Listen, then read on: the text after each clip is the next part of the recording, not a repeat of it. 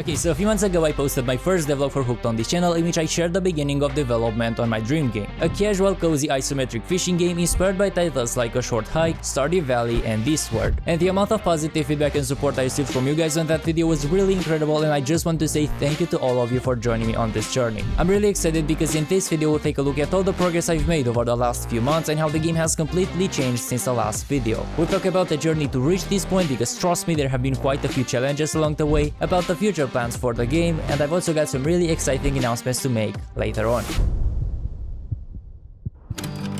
Hey everyone, and thanks for joining me for another devlog for Hooked. It's Wednesday morning, I've just finished making myself a cup of coffee and got down to my computer. So in our last devlog we kicked things off by creating a quick mockup of the game because it was an easy way for us to get a general idea of how the game might look. And after importing those assets into Unity, we jumped right into building a simple version of the main scene where players will be spending most of their time. But I'll be honest, the art we used was just some basic shapes slapped together. You guys were incredibly nice and supportive anyway and said it looked great, which I really appreciate. But I think it's time to take it to the next level and make it even better.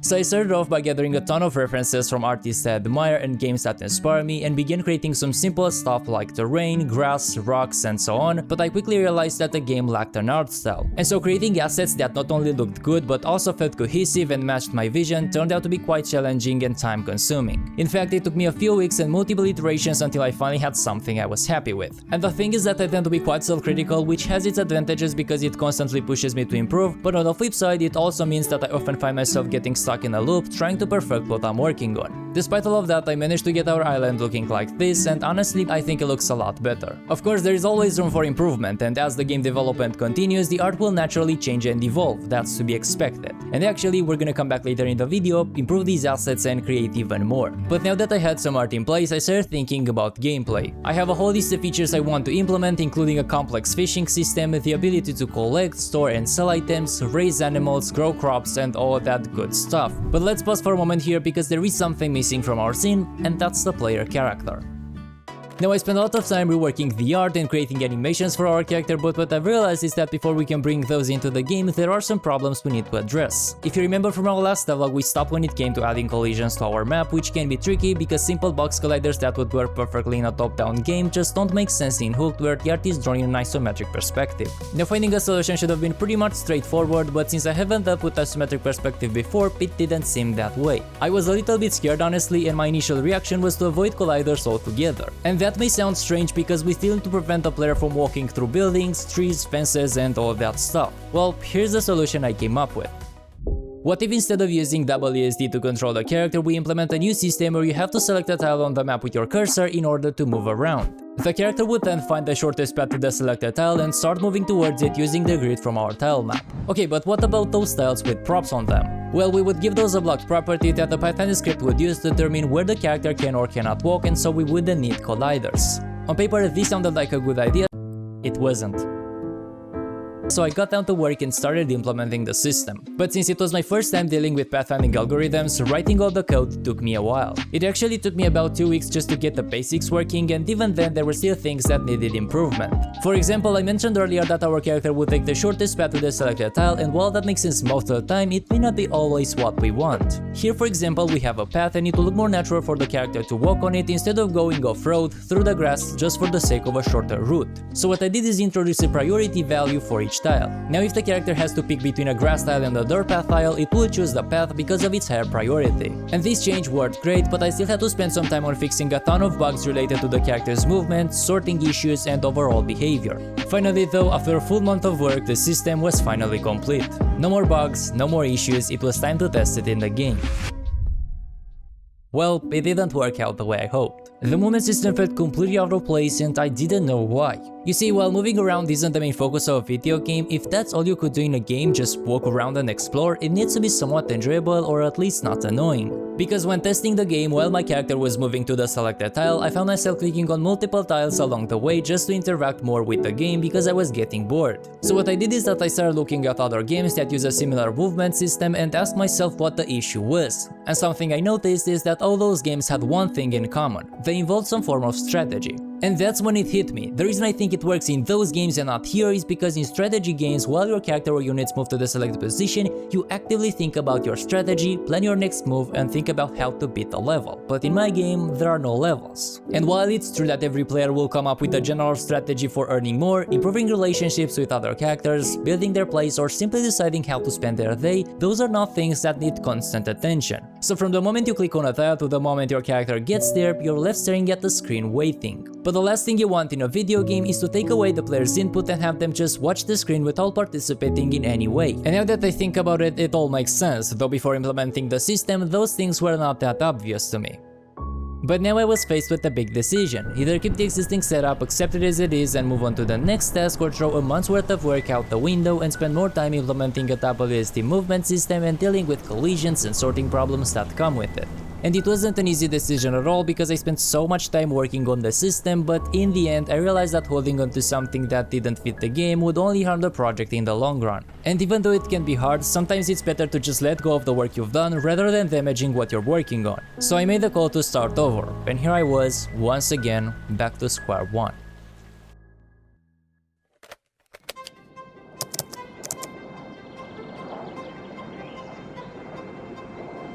This time, however, I felt more confident because I had a clear understanding of what my game needed and that you can't just borrow mechanics from other games without thinking about whether they would fit your own or not.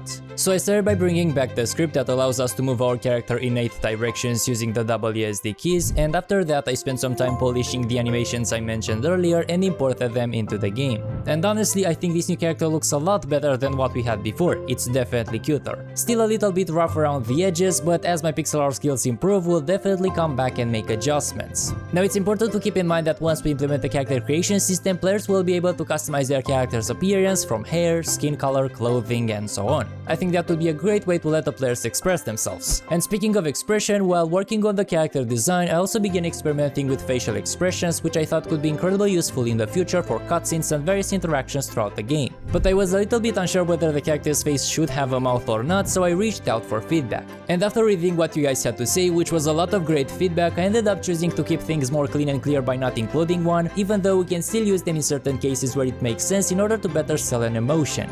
Now going back to the player's character for a second, if you don't want to create a custom one, you'll have the option to play as Mandy, the game's main character. Here's a cute chibi version of Mandy, but we're gonna come back to her in a bit and show you some digital art I've created that should give an even better idea of the character design, which of course was used to create these chibi emotes for our Discord server and will also be the basis for her in-game pixel art. But now that I finally had the character in the game, I began working on implementing collisions, and to my surprise it wasn't as difficult as I had initially thought. What I needed to do was use polygon colliders, which allowed me to create custom shaped colliders for each sprite regardless of its shape. But when it comes to sorting objects in isometric games, things are not as straightforward as in games that use a top-down perspective, and here's why. In 2D games, we usually sort sprites based on a pivot point, most of the time located at their base where that object would touch the ground. For instance, if my character's pivot point is positioned above the pivot point of this rock, the game renders my character behind it. But if the position is lower, then the character appears in front. And that's a great way to sort 2D sprites, but unfortunately it doesn't work quite as well in an isometric perspective. And that's because on larger sprites we can't really define where our object would touch the ground using a single point, and there's no such thing as having multiple pivot points. Now one possible solution would be to split all the large sprites into smaller pieces, each with its own pivot point. But that approach would be not only inefficient, but also very inconvenient when designing the map or building once the building system is implemented. Just imagine having to place 20 individual sprites on the map for a single house instead of one. It's just not practical. And because Unity doesn't offer a built-in solution for handling 2D isometric sorting, I began doing some research, and here is how I ultimately solved that. With the help of a script, each object in the game is now sorted based on either a point or a line defined by 2 points. And the line acts just like a pivot point, but instead of comparing the character's position relative to a point, we compare it relative to a line. And that works incredibly well and actually solves all of our sorting problems.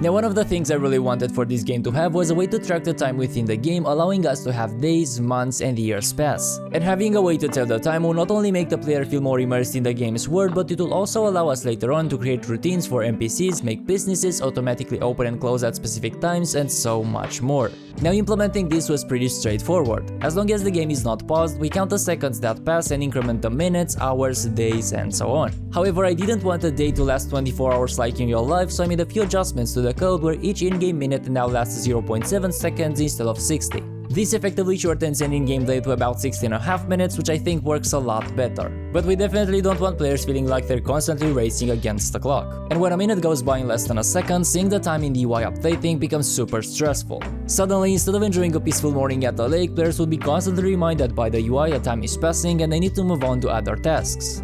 To fix this, I changed the code, so now the UI only updates every 5 in-game minutes, making it look a lot better and less overwhelming. And I wrote the code in such a way that it can easily be updated, so if we decide later on that the days should be longer or shorter, we can definitely make that change. And even though the UI isn't our main priority right now, I went ahead and added a calendar in the top right corner which shows the current day, with each month having 28 days and each season lasting 1 month. Now, having the time change is great, but there isn't something in the game that actually shows the fact that time passes except for the UI. And so I started implementing a day-night cycle by creating a script that changes the lighting in the scene based on the in-game time. And I did that by dividing a day into 4 parts: morning, afternoon, evening and night, assigned a different light color to each and created transitions between them. The best part is that this system is customizable and it allows us to easily adjust the color and timing of each phase. For instance, we can make the sun rise quickly from 5 AM to 6 AM and set more slowly from 8 PM to 10 PM. And this will be especially useful in the future when we need to fine-tune the day-night cycles based on the season when we add those into the game.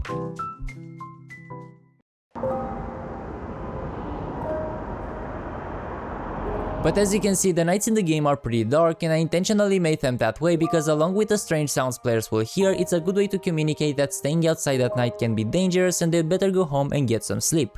However, I didn't want to exaggerate with that, and so I've created some light poles that will not only light up the area around your house, but will also be found on the streets, in the town, and other places where characters live. Now, while working on these lamps, I was really undecided about which type of lighting to choose between these two, so I asked you guys for feedback on Twitter, our Discord server, and Reddit as well, and the amount of feedback I received was just insane. Everyone had a preference, but overall, many suggested that version A would fit better for a cozy and relaxing game like Hooked, while the one on the right would be more suitable for a creepy and horror game. And these are things that sometimes I can't see myself, so I'm really grateful for the feedback. I completely agree with that idea, so I ended up using the first type of lighting. And having day-night cycles in the game really started to make it feel more dynamic, but at the same time kind of emphasized how empty the world is. Now, I do plan on adding NPCs later on, and I have some exciting news about that a bit later, but in the meantime I thought it could be a great idea to add some animals around to make the world feel more alive. To begin with, I wanted to create some birds as they seemed like a good starting point. So as always, I started by working on the art. At first I went for a more realistic look, though to be honest it didn't look that great because it didn't capture that cute and fluffy aesthetic I had in mind. But after some trial and error I managed to give it a more stylized look that I really love. The rounded body, while not completely realistic, I think it makes the bird look really cute. And I believe this is something that will carry over to other animals as well as part of the game's art style. Now, because everyone needs a friend, I also made a few variations of this bird which will give us some variety when placed in the scene. As for their behavior, I first created a spawner that spawns a bird every few seconds, and once one spawns, it calculates a target position on the map and starts flying towards it. I made sure they avoid colliders when finding a spot to fly to, since we don't want them to fly inside of one. Now, when a bird reaches its destination, it either stays idle or starts sitting for a few seconds before flying away. And once it's outside the map, it despawns. But you may have already noticed a red circle around each bird, and they have a purpose. If while a bird is on the ground the player gets too close and enters the circle around it, the bird will get scared and fly away. This way you can watch them, but you'll have to be careful and keep some distance to avoid scaring them. Later on we could add more complex behavior, such as having them walk around or get closer to other birds that might be nearby and so on, but for now I think they are really cute and they do their job at bringing the game to life a little bit. And the reason I say a little bit is because the only problem we have here is that these birds are not always around. You might see one here and another there, but they don't spend too much time around before flying away. So it was the perfect time to add a new animal: chickens. I first went outside, took some photos as references, and then started working on the pixel art. And these chubby chickens are what I ended up with. They're really cute, especially when you put a lot of them together. What's even cuter though is when they start following you. Because yes, in the final version of the game you will be able to have one as a pet that will follow you around. Sure, there will also be options for a dog or a cat, but having a chicken as a pet is pretty cool. However, the other ones, those which are not your pet, will simply wander around and eat, and they also have a circle around them, which by the way is not visible when playing the game, but they won't get scared and run away from you like the birds do. Instead, these circles show the area in which each chicken is allowed to move. And it's customizable, so if you decide to build an enclosure, we can easily limit the area in which they can move by adjusting the radius of the circle. Now all those things we've added so far are great and they really make the game come to life. However, it's becoming clear that our old and small island won't be able to fit everything. There is barely enough space to move around, and I believe the idea of having floating islands in the sky itself is kinda bad. The reason is that there is a lot of unused space around, and so I've made the decision to shift from that to plain terrain, which gives us a lot of advantages in terms of map design. Of course, I've also added collisions to prevent the player from going outside the map, and in the future we might even add some mountains or something like that, so that the map boundaries are not just some invisible walls, but part of the environment. Now, since this part of the map is where players will spend most of the time growing crops, raising animals, fishing, building, and so on, my main focus was to make sure that there is enough space for all of that and that the place looks nice. So next I began designing the map using both the assets we created earlier and some new ones as well. And after placing everything in the scene, I brought back the bird spawner and added some chickens around. Now it's important to note that these chickens won't remain here forever, because even though you will see them and other animals on the farms of other characters, if you decide to raise animals to get eggs, milk, and so on, you'll have to purchase your own.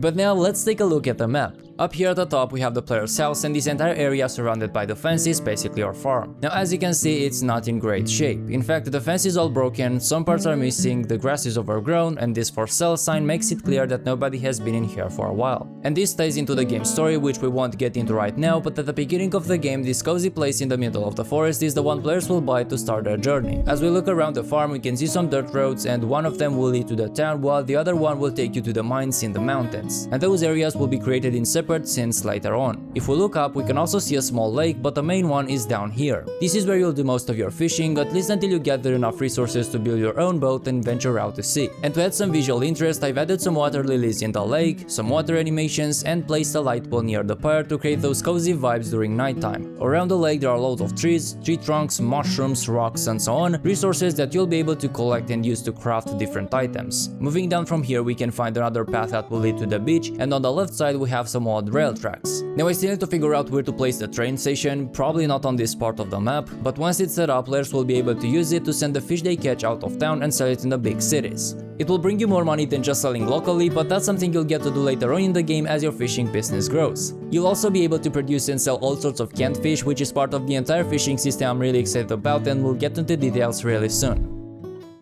Okay, so at this point the scene is already looking pretty nice, but since in this devlog I decided to focus more on visuals, environment, and the overall world of the game, I wanted to create some effects to add more depth to it. And I began by creating some clouds using Unity's particle system that spawn at the edge of the map, move diagonally across it, and disappear once they get too far away. I also added some flying leaves in the scene, swaying and being pushed around by the wind, and these effects are nothing crazy, but they help a lot at creating a nice atmosphere. From here I could have gone crazy with all kinds of effects like fireflies at night and dust particles when you walk around, but those felt more like polishing touches and I didn't want to get too much into that just yet. However, I did want to create one last effect to give a glimpse of the weather system we'll implement later on, a rain effect. And it took some time to get it to look just right, but I'm really happy with the end result. The raindrops look great, and there are also animated splashes when a drop hits the ground, which helps create that sense of a 3D world.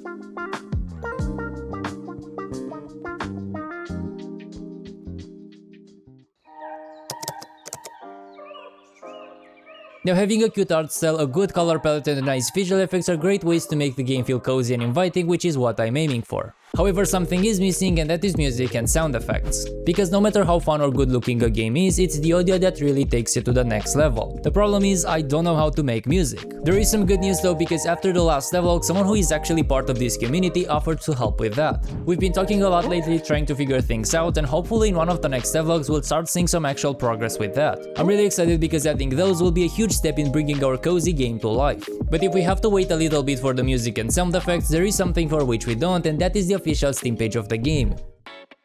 This is so exciting to me because I've never gone through a process of making one before, so being my first time it was a little bit complicated and getting the artwork and everything ready took me a while, but I'm extremely happy to have it out now. What that means is that if you like the concept of the game and would like to play Hooked once it comes out, wishlisting it on Steam is honestly one of the best ways to support and motivate me to keep going. The first link in the description takes you straight to that page where you can add it to your wishlist and also read more about it.